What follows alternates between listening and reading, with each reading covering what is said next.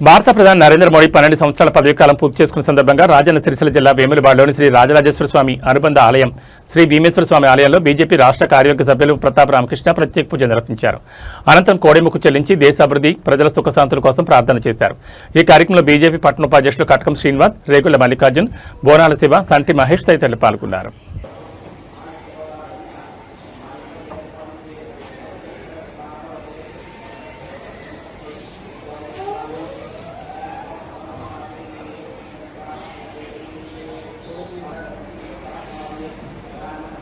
దేశ రాజకీయాలలోనే కాకుండా ప్రపంచ రాజకీయాలలో చరిత్రలో పేజీలు తిరిగేసినా కూడా ముందుండేది ఇప్పుడు మా బీజేపీ చరిత్ర.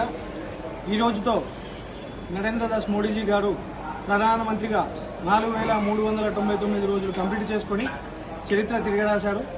రాజకీయాలలోనే ఎన్ని చరిత్రలు ఉన్నా ఆ చరిత్రలు తిరగరాసేది ఒక్క బీజేపీ పార్టీ అని చెప్పే ముక్తకంఠంగా చెప్తున్నారు.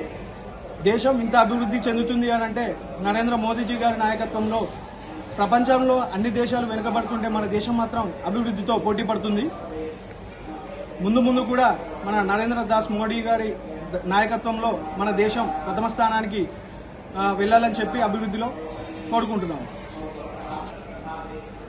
ప్రపంచ చరిత్ర నరేంద్ర మోడీ గారు తిరగరాస్తా ఉన్నారు.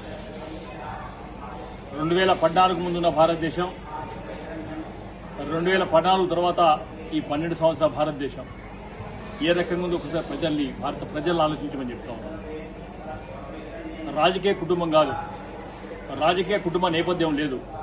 ఒక సాధారణ పౌరునిగా, ఒక ఛాయవాలగా పరిచయం అయిన ఒక వ్యక్తి గుజరాత్లో ముఖ్యమంత్రిగా నిర్విరామంగా జవహర్లాల్ నెహ్రూ ఉన్న ఆయన పీరియడ్ ఏదైతే ఉన్నదో దాన్ని దాటి, ఆ కాలాన్ని దాటి హైయెస్ట్ రికార్డు ఇవాళ వారు సృష్టించారు. మాకు పూర్తిగా విశ్వాసం ఉంది.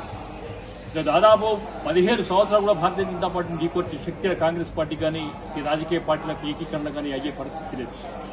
అందుకే ఏ రకంగానైనా ఈ భారతదేశాన్ని బదనాం చేయాలి, ఈ సంస్కృతి వారసత్వాలను నాశనం చేయాలి. ప్రత్యేకంగా టార్గెట్ మోడీ ఉన్నన్ని రోజులు ఈ భారతదేశం ఏం చేయాలనే పరిస్థితి ప్రపంచ దేశాల్లో కనిపిస్తూ ఉంది. ప్రత్యేకంగా కాంగ్రెస్ పార్టీ కనిపిస్తూ ఉంది. మరి కాంగ్రెస్ పార్టీ చరిత్ర ఒకసారి చూసుకున్నట్టయితే ఏ రకంగా ఉంది? నియంత్రిత పోకడలు, ఎమర్జెన్సీ జ్ఞాపకాలు ఇంకా పోతలు. వాళ్ళు ప్రజాస్వామ్యం గురించి మాట్లాడుతూ ఉన్నారు, మోడీ గురించి మాట్లాడుతూ ఉన్నారు. మరి ప్రపంచంలో అతి పెద్ద రాజకీయ పార్టీ చైనా కమ్యూనిస్ట్ పార్టీ కాదు, దాన్ని దాటి భారతీయ జనతా పార్టీ అనేకమైన కార్యక్రమాలు ఈ 12 సంవత్సరాల రామ్ టెంపుల్ నిర్మాణం కోసం కనీసం రాముడిని తలిచే పరిస్థితి లేదు. రామాలయం రాముని దలిస్తే భయపడే పరిస్థితి కాంగ్రెస్ పార్టీ కానీ సెక్యులర్ పార్టీలు కానీ. మరి 375 అధికరణ కానీ, రామాలయ నిర్మాణం కానీ, వారణాసి కారిడార్ కానీ, ఉజ్జయిని కారిడార్ కానీ, ఇవాళ సుకన్య సమృద్ధి యోజన చెప్పుకుంటూ పోతే దాదాపు 24 గంటలు కూడా సరిపోదు అభివృద్ధి కార్యక్రమాల మీద. మరి వారి ఆయురారోగ్యంతో ఉండాలి.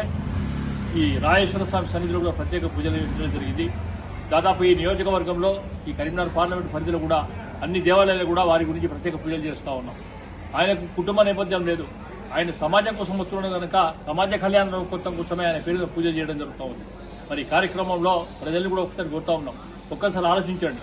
నరేంద్ర మోడీ గారు లేని ఈ దేశం ఏ రకంగా ఉంటుందో ఒక్కసారి మనం ఆలోచన చేయాలి. సూడో సెక్యులర్ పార్టీలు ఏదైతే కేవలం బదనాం చేసడానికి ప్రయత్నం చేస్తామో తప్పితే దేశ అభివృద్ధి కోసం కాదు. దేశం అనేక రకాలుగా అభివృద్ధి చెందింది. 14 ముందు అభివృద్ధి చెందిన దేశం, కానీ ఇప్పుడు అభివృద్ధి చెందిన దేశం, దాదాపు ప్రపంచ దేశం 4వ స్థాయికి ఎదిగిన దేశం భారతదేశం.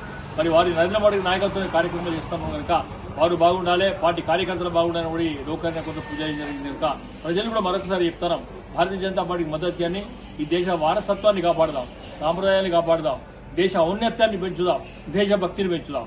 భారత్